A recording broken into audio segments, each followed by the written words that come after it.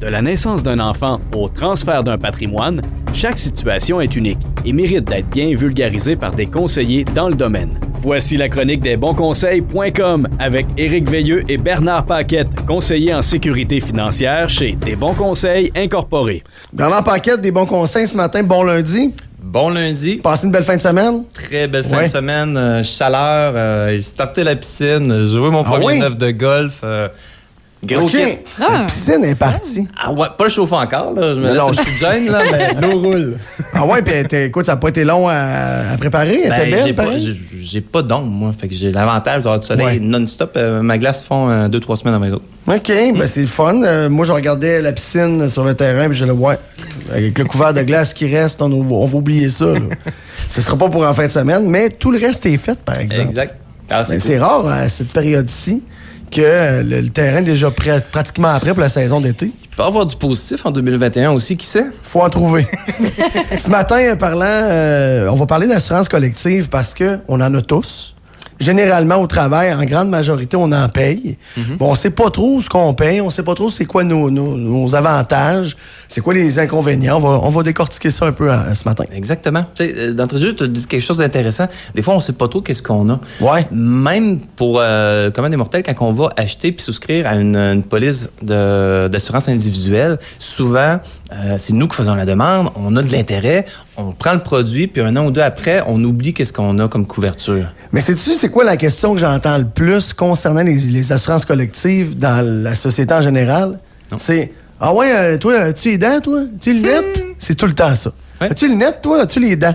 Bien, ce qu'on entend quand on a des conversations comme ça, on parle d'assurance complémentaire. Dans le fond, fait qu'on peut, vous savez, si on a un collectif, ben on peut avoir l'assurance à médicaments, on peut avoir les soins complémentaires aussi. Fait que les chiro, les massos, les dents, les yeux. Rendu là, ben c'est sûr et certain que c'est des trucs de consommation. Donc, c'est des frais énormes pour les employeurs et les employés. Une des choses qu'on constate aussi, c'est que les gens n'ont aucune idée du montant d'argent qui passe sur leur paye pour les assurances. Ah, mais ça, des fois, on ne sait pas ce qu'on paye, tu sais. On regarde je pas. l'entends souvent, ça me coûte pas cher. Mais ça te coûte comment? Je sais pas. Pourquoi tu sais que ça coûte pas cher? Ouais, c'est ça. C'est pas à cause qu'on le voit pas partir que ça coûte pas cher. Donc, une des premières étapes, là, c'est d'évaluer, puis faites-le même pas par vous-même. Faites-vous, il y a toujours quelqu'un, il y a un délégué syndical où il va avoir une ressource aux ressources humaines, il va y avoir quelqu'un qui va être capable de me donner de la documentation sur ma protection, puis prenez le temps de la faire analyser par votre courtier. Okay. Donc, ils prennent le temps de le regarder puis qu'ils vous disent, bon, OK, s'il y a un fonds de placement, ben c'est quel genre de fonds de placement? Est-ce que c'est des prestations déterminées? Est-ce que c'est un REER? Est-ce que c'est un REER collectif? Donc, qu'est-ce que je peux faire avec? Est-ce que le patron cotise? Des fois, mes clients ne savent même pas s'il y a une partie qui est payée par l'employeur. Par exemple, là, c'est des choses qui sont hyper importantes à savoir. C'est quoi le maximum que je peux cotiser dedans, que mon employeur va cotiser, etc. Ça, le placement va faire partie du régime d'assurance collective? Bien, on peut avoir... Il y a des régimes collectifs qui vont uniquement avoir du placement. Puis ça, il y a comme l'obligation aussi, à partir de temps d'employé, l'employeur est obligé d'en offrir un. Rendu là, ça peut être vraiment individualisé. Fait que chaque employé, dans le fond, décide de le faire ou pas. Puis, sinon, assurance collective, ben là, on va parler d'assurance salaire. Fait que l'assurance salaire de courte durée, de longue durée. Il peut avoir, comme on dit, le montant d'assurance vie aussi, souvent qui est égal à une fois et demie le salaire de l'employé. Puis, on peut annexer des fois le conjoint, les enfants.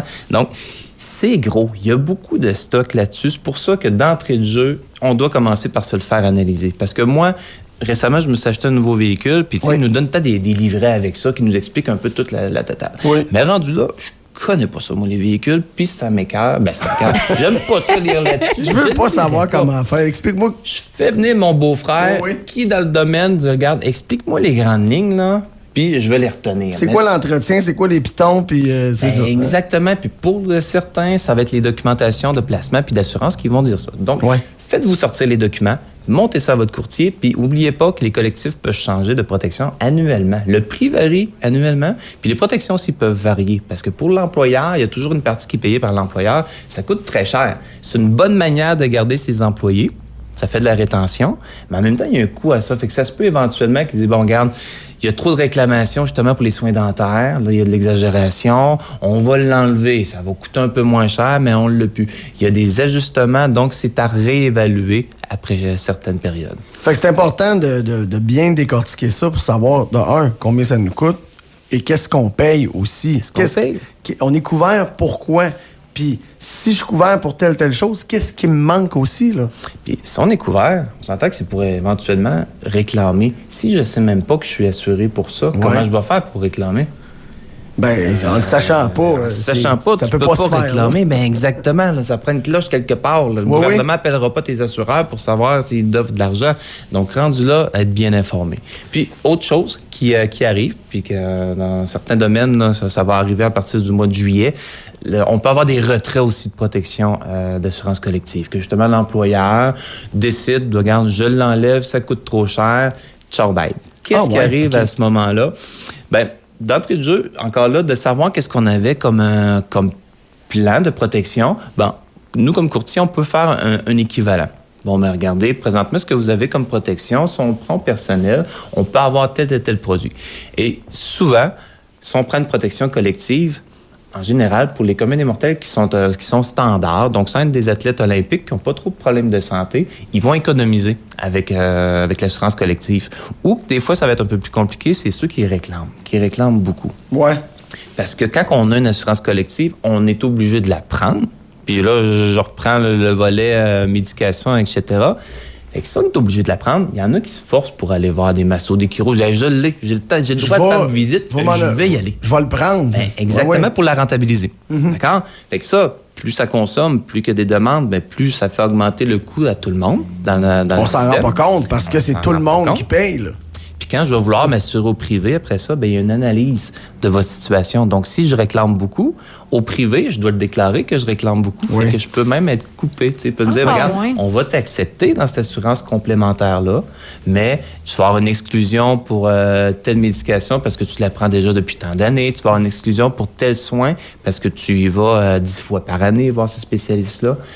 Mais il y a une clause. Dans les 90 jours, dans le fond, une fois que notre protection collective est terminée, on a possibilité pour de l'assurance complémentaire. Donc, l'assurance maladie, l'assurance avec les spécialistes, chiromasso et tout, on peut être pris par certains produits, dans le fond, sans exclusion. Oui, c'est ça. C'était un nouveau collectif qui embarquait. Ma question, c'était si, mettons, là, l'employeur ici décide que demain matin, on n'a plus d'assurance collective, est-ce que j'ai une alternative qui va m'offrir sensiblement la même chose? Oui. Puis on peut y aller, si j'ai pas de problème de santé, bien, je peux vraiment y aller à la carte. Puis sinon, comme je l'ai dit, il existe ceux qui sont les plus gros consommateurs, qui n'en ont besoin, puis c'est souvent eux autres qui sont déçus de le perdre. Là. Ben, il y a des alternatives sur une courte période. Donc, c'est hyper important de le faire analyser avant que ça l'arrive. Ben oui. Ça n'arrivera pas justement qu'un employeur va dire « Hey, la semaine prochaine, on vous coupe. » fini, là? Ouais. Ah, finalement, je me suis trompé, c'était la semaine passée que ça coupait. Ouais, désolé, ça fait une semaine que vous n'êtes pas assuré. Vous allez le savoir d'avance. Fait que prenez le temps de faire une rencontre avec votre planificateur, votre courtier, pour qu'il vous aide et qu'il vous donne des alternatives. Une fois qu'on sait comment ça coûte, ben, on va être prêt, puis on va le prévoir pour faire le switch. Quand tu disais tantôt à la carte, là, mettons, moi, je vais prendre mon exemple, OK? Je te dis, bon, ben moi, je suis asthmatique, j'ai un médicament que je prends depuis 20 ans, fait que j'aimerais être assuré pour ces médicaments-là. Puis j'ai souvent mal dans le dos, fait qu'idéalement, massothérapeute, ça serait pratique. Je peux-tu arriver et dire, ben j'aurais besoin de ça? Oui.